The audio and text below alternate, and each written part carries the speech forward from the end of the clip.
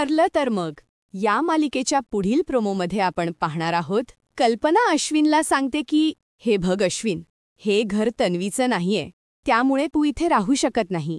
यानंतर सायली प्रियाला टोमणा मारत म्हणते, आता तरी तुला तुझं स्थान कळलं ना प्रिया, इथून निघून जा आणि पुन्हा या घराकडे किंवा या दिशेकडे बघायचाही नाही. अर्जुनही सायलीला पाठिंबा देत म्हणतो, ही मुलगी या घरात राहणार नाही म्हणजे नाहीच. घरात सगळेजण प्रियाविरुद्ध बोलत असतानाच अश्विन ठामपणे सांगतो, माझ्या बायकोला तिच्या हक्काच्या घरात यायचं आहे आणि ती इच्छा मी पूर्ण करणार. यावर संतापलेला सायलीचं प्रत्युत्तर असतं, अश्विन भाऊजी, तिची इच्छा कधीच पूर्ण होणार नाही, कारण तुमची बायको फक्त हे घर पोखरणार आहे. सायलीच्या या शब्दांवर अश्विन भडकतो आणि प्रत्युत्तर देतो, तन्वीला घरात यायला नकोय हे तूच ठरवलंस, बाकीच्यांना तू नाचवतेस.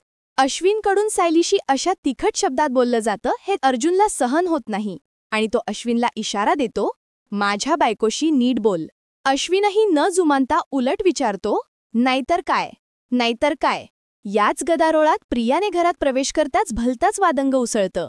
सायली सरळ प्रियाचा हात धरून तिला गेटच्या बाहेर खेचत घेऊन येते आणि संतापून म्हणते, कायद्याने तुझी सुटका झाली असेल, पण या घरात राहण्याची परवानगी मी तुला देणार नाही. सायली आणि अस्मिता प्रियाच्या बॅगा बाहेर फेकतात. अशा तुफानी वातावरणात उद्याच्या एपिसोडमध्ये प्रियाची घरातून चांगलीच हकालपट्टी होणार आहे.